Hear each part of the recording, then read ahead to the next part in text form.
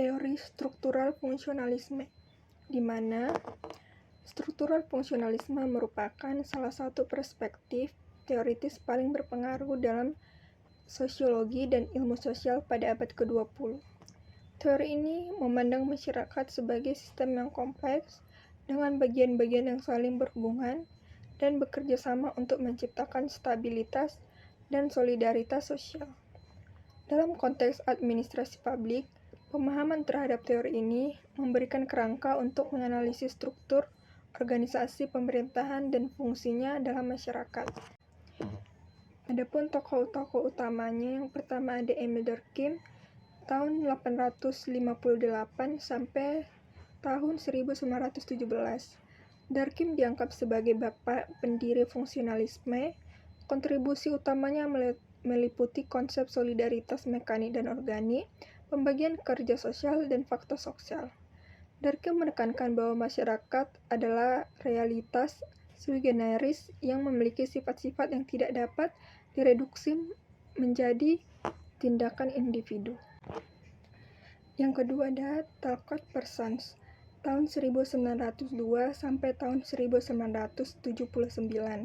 Parsons mengembangkan teori sistem aksi dan skema agil, yaitu adaptasi, pencapaian tujuan, integrasi, dan pemeliharaan pola. Ia mengintegrasikan berbagai perspektif teoritis untuk menciptakan teori umum tentang sistem sosial. Model agil menjelaskan 4 fungsi utama yang harus dipenuhi setiap sistem sosial untuk bertahan. Adaptasi yaitu kemampuan sistem untuk menyesuaikan diri dengan lingkungan eksternal. Pencapaian tujuan, kemampuan menetapkan dan mencapai tujuan. Integrasi, koordinasi dan kohesi antara bagian sistem. Pemeliharaan pola, pemeliharaan nilai-nilai dan norma budaya. Yang ketiga ada Robert K. Merton, tahun 1910 sampai 2003. Merton mengembangkan konsep fungsi, manifest, dan laten serta disfungsi. Ia mengkritik fungsionalisme yang terlalu deterministik dan memperkenalkan analisis fungsional yang lebih nuanced.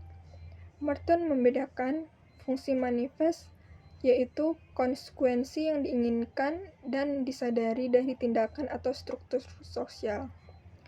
Fungsi laten, yaitu konsekuensi yang tidak diinginkan atau tidak disadari. Disfungsi yaitu konsekuensi yang merusak stabilitas atau keseimbangan sistem. Selanjutnya ada kelebihan teori struktural fungsionalisme. Yang pertama itu ada kerangka analisis komprehensif. Teori ini menyediakan kerangka kerja yang sistematis untuk memahami bagaimana berbagai bagian masyarakat bekerja sama-sama. Hal ini memudahkan analisis struktur sosial secara menyeluruh. Yang kedua, penekanan pada stabilitas dan keteraturan. Teori ini menjelaskan bagaimana masyarakat mempertahankan keteraturannya dan stabilitas yang penting untuk memahami mekanisme pemeliharaan sosial. Yang ketiga ada analisis fungsional yang praktis, yaitu di mana konsep Merton tentang fungsi manifest dan laten memberikan alat analisis yang berguna untuk memahami konsekuensi yang tidak diinginkan dari kebijakan atau praktik sosial. Selanjutnya ada kekurangan teori struktural fungsionalisme. Yang pertama ada bias konservatif. Teori ini cenderung menekankan stabilitas dan keturunan sehingga kurang sensitif terhadap perubahan sosial, konflik, dan ketidakadilan struktural. Kritikus menilai teori ini membenarkan status quo. Yang kedua, mengabaikan agensi individu. Terlalu menekankan struktur dan sistem, mengabaikan peran individu sebagai agen yang aktif dalam membentuk masyarakat. Yang ketiga, kurangnya perhatian pada konflik dan kekuasaan. Teori ini tidak memberikan perhatian memadai pada konflik kepentingan, dominasi, dan ketimpangan kekuasaan dalam masyarakat. Selanjutnya ada implementasi dalam administrasi publik. Yang pertama, analisis fungsi manifest dan laten. Konsep Merton sangat relevan dan evaluasi kebijakan publik. Contoh aplikasinya, yang pertama kebijakan subsidi. Fungsi manifest adalah membantu kelompok ekonomi lemah. di mana fungsi laten mungkin menciptakan ketergantungan untuk efisiensi pasar. Yang kedua ada birokrasi, di mana fungsi manifest adalah efisiensi administrasi, tetapi fungsi laten dapat berupa kelakuan prosedur yang menghambat inovasi. Selanjutnya ada desain struktur organisasi, di mana perspektif fungsional memadu desain struktur organisasi publik dengan prinsip pembagian tugas berdasarkan fungsi spesialisasi, hierarki yang jelas untuk koordinasi, mekanisme integrasi untuk memastikan kohesi.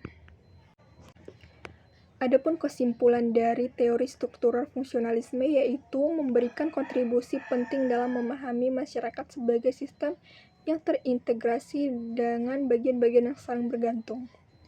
Dalam konteks administrasi publik, teori ini berguna untuk menganalisis struktur organisasi pemerintahan, mengevaluasi fungsi lembaga-lembaga publik, dan memahami bagaimana berbagai komponen sistem pemerintahan bekerja untuk mencapai tujuan bersama.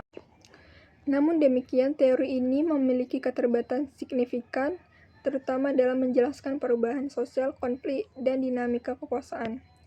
Dalam praktik administrasi publik modern, teori ini perlu dilengkapi dengan perspektif lain seperti teori konflik, teori institusional, dan pendekatan governance yang lebih partisipatif untuk memberikan pemahaman yang lebih komprehensif tentang fenomena administrasi publik.